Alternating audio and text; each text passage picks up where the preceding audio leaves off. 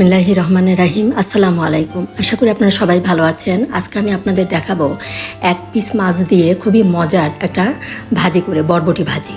আশা করি এই রেসিপিটি আপনাদের খুবই ভালো লাগবে, একদম নতুন একটা রেসিপি। এখানে যে বরবটি ভালো করে ধুয়ে আমি এভাবে কুচি কুচি করে কেটে নিয়েছি। এভাবে একদম যতটা কুচি করা যায় এভাবে কুচি করে কেটে নিতে হবে। আর এখানে এক পিস কাতল মাছ, একটু লেবুর রস, আদা, রসুন বাটা, হলুদ আর লবণ সামান্য করে দিয়ে আমি এটা সিদ্ধ করে নিচ্ছি।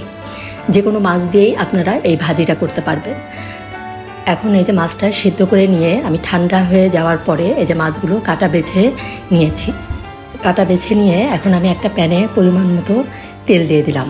প্যানটা গরম হওয়ার পরে এখানে আমি 2 টেবিল চামচের একটু বেশি পরিমাণ তেল দিয়ে একটা শুকনা মরিচ ফোড়ন দিলাম। শুকনা মরিচের সুন্দর একটা ফ্লেভার বের হওয়ার পরে এখানে আমি 2 কোয়া রসুন কুচি দিলাম, আর দিব হাফ কাপ পরিমাণ পেঁয়াজ কুচি। হাফ কাপ পরিমাণ পেঁয়াজ কুচি দিব। এই ভাজিতে একটু পেঁয়াজের পরিমাণটা বেশি দিলে ভাজিটা খেতে বেশ মজা হয়। এখন পেঁয়াজটা দিয়ে আমি হালকা একটু ভেজে নিব। প্রথমে পেঁয়াজ রসুন এটা একটু ভেজে নিয়ে এর ভিতরে দিয়ে দিলাম 5টা কাঁচামরিচ। কাঁচামরিচটা দিয়েও একটু ভেজে নিয়ে এর ভিতরে যে মাছটা আমি কাটা বেছে রেখেছি সেই মাছটা দিয়ে দিলাম। মাছটা একটু পেঁয়াজের সাথে ভেজে নিব। আমি একটু ভালো করে ভেজে নিয়ে তারপরে এর ভিতরে আমি বরবটিটা দিয়ে দিব।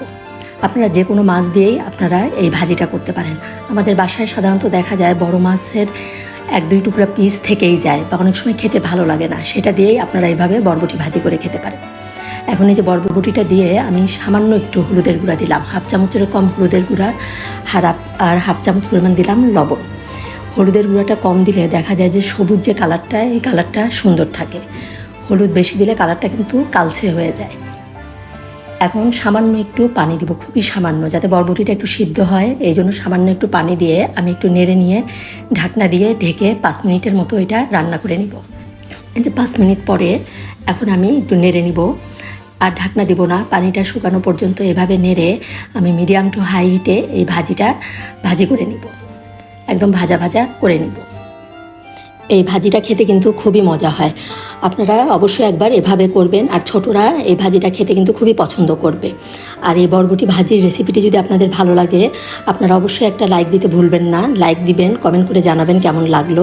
আর যারা নতুন, আমার রান্না ভালো লাগলে অবশ্যই আমাকে সাবস্ক্রাইব করে আমার পাশে থাকবেন। এই যে ভাজিটা আমার হয়ে গিয়েছে, আপনারা অবশ্যই একবার ট্রাই করবেন।